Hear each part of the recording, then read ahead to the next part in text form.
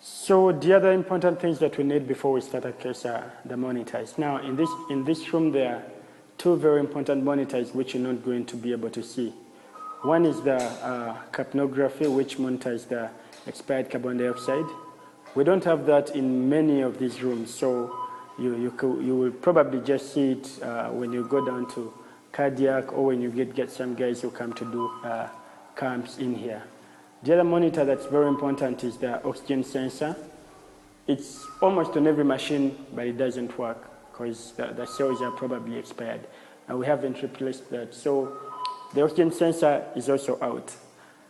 Okay, so apart from that, what we usually run with is really the basics. We have the ECG. And for the ECG, I first put on the leads before I put them on the patient. Of course, the only way we could check that is if we put it on the patient and see the rhythm on the screen.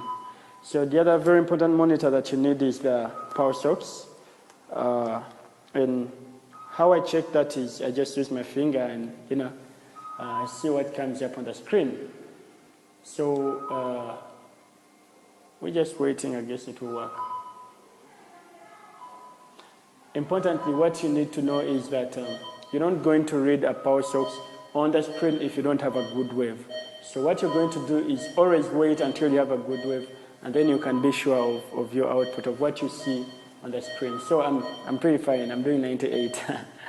So I'll take that off. And the other, just silence that. The other important monitor is the non-invasive BP, the NIBP. And how I do that is every morning before I start my case, I put the cuff on myself and, let it run, okay? So two things. It will tell me that my cuff is working, my NIBP is working. But also it will keep me updated on my own blood pressure so that, I don't have to get hypertensive without knowing. So that's the other monitor that you have. For selected cases, we shall use temperature probe. So those are some of the things those are some of the monitors that you need to have before you start the case. Very importantly, the basics are the pulse ox, the NIBP,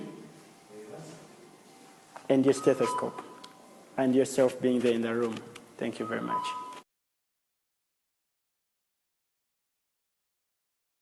Dr. Fred here, and I'm going to take you through what we prepare for the airway. Like you can see, I have a bunch of stuff here. I'm just going to go through them one by one. First of all, what you need, the first thing that you need is to have a bag and a face mask. A bag that you're going to use as your backup if your system fails, but also a face mask for bag mask ventilation. Yeah, so this is our mask. It's good to have one which is really appropriate for the patient's size. And for our case, we're expecting an adult, and they should work pretty good. The other thing you want to have is, depending on your plan, but really this doesn't matter, even if you're prepared for GA or a spinal or a regional, you really have to have your airway equipment ready all the time. So the other thing you need are the ETT tubes, and you should have them in multiple sizes, so that when a big size fails, then you have a backup with a smaller size. It's very important to test for the integrity of the cuff of your ETT, and basically how we do that is we take a 10 cc syringe, drop some air, and then via the pilot balloon, inflate your cuff, okay? And then palpate it to see if you don't lose any pressures. It's very important because if you miss that, you're going to tube a patient and you end up losing all your tidal ventilation.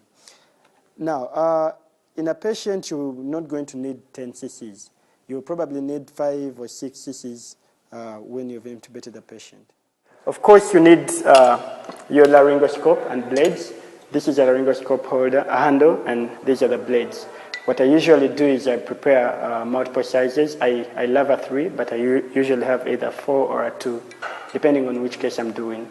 Yeah, and you don't just have them there. You need to check them out and see if if they're actually working. So like you see, I have a problem here. The light is off.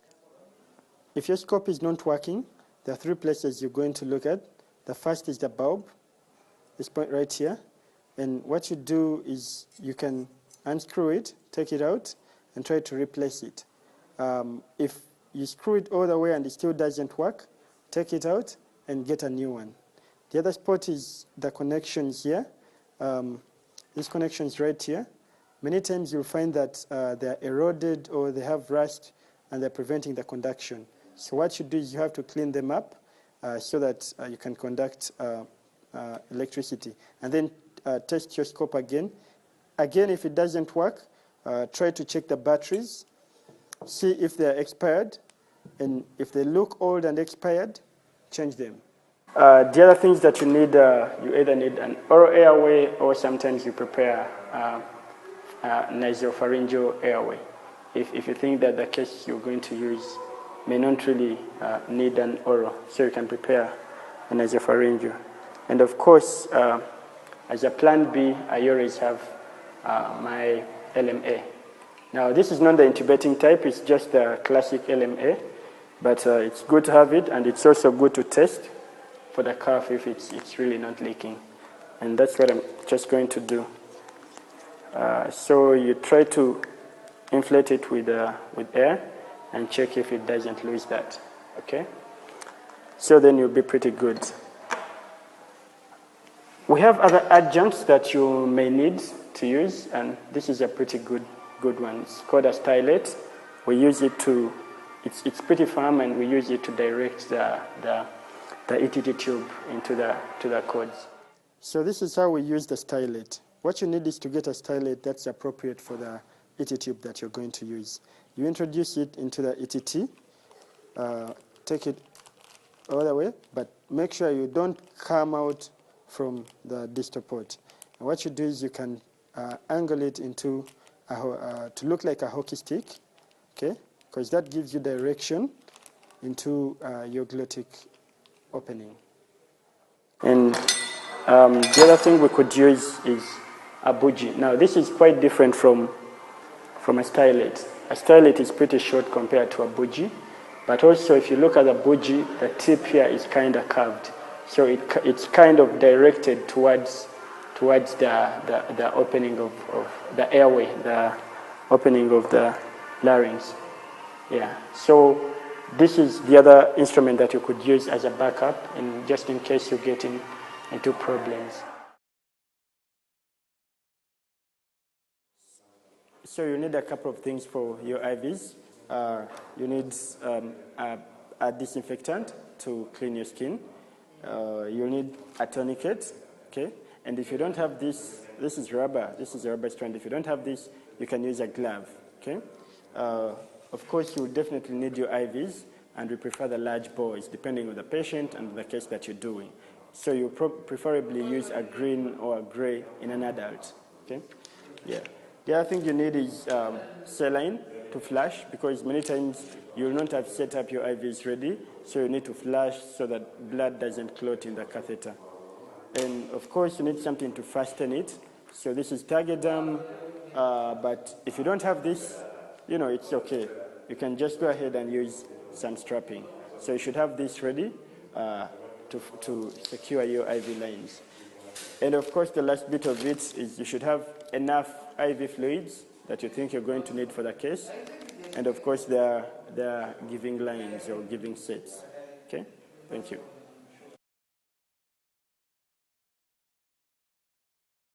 All right, so what we are going to talk about now are the drugs that you use in main theater. And we are going to talk about the basic drugs. So I prefer to partition them, make them into types. So the drugs are premedicants that you want to use, and then the hypnotics, analgesics, muscle relaxants, and so when you come, and then there are those that will give prolonged analgesia, intra-op and post-op.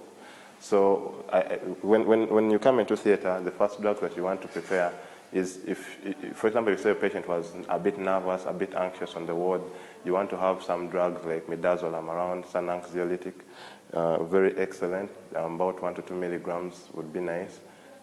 for adults, and you can titrate it downwards for children, 0.05 milligrams per kg.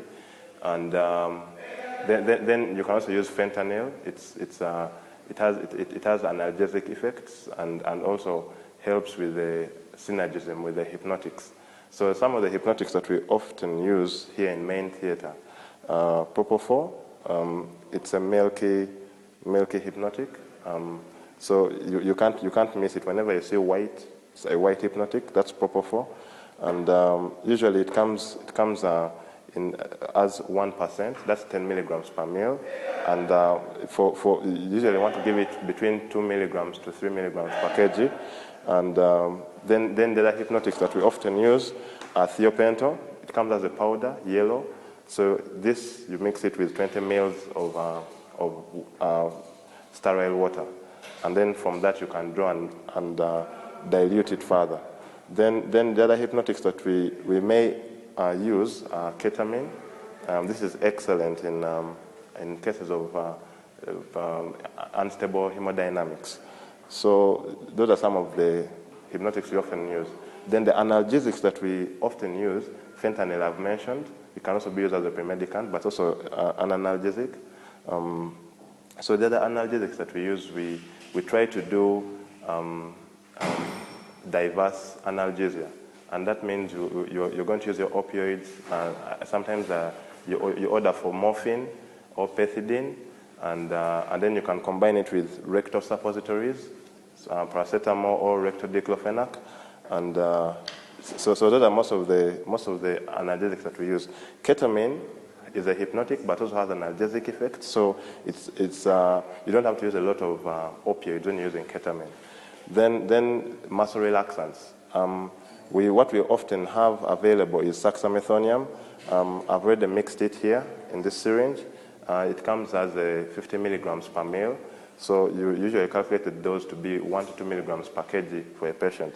So I have an adult today, so I'll use 60 milligrams for intubating.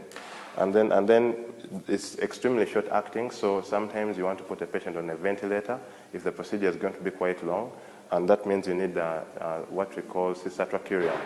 Some people call it Nimbex. So that one gives you about 30 minutes duration of action. And so that means you need to have your ventilator working, you need to have checked the ventilator to be working well. So those are some of the drugs that we use. But then there are other emergency drugs that you need to have available. Atropine must be on your table. Epinephrine, you can leave it unprepared, okay, just in case you need it. And atropine, I always prepare my atropine, 0.1 milligrams per ml. So I think it's here, so 0.1 milligrams per ml, okay? So I always have it available in case I get bradycardias that may happen during the operation. Then I usually have antihypotensives. What I usually have is ephedrine, okay? Usually my first line, and I prepare it it comes as a 30 milligram in 1 meal. I put it in 10 mils and create 3 milligrams per meal. So from that I can give the patient. Then I usually have my phenylephrine, second line for hypotension, available. So this, I usually put it in normocelin, 500 mils, okay? Yeah. Then other drugs that I may use are for prophylaxis against infections post-op. So I usually use ceftriaxone, 1 gram. That's if the surgeon requires it. Yeah, so that's some of the drugs I usually use in main theater. And those are the drugs that you'll find mostly abundant here. Yeah, thank you very much.